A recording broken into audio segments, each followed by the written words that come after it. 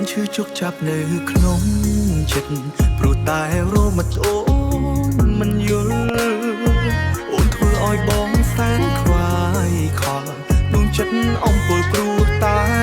ស្រីអូនដឹងទេថាបងពេលនេះទ្រង់ស្ទើរស្រាំប្រែហើយណាថ្លៃ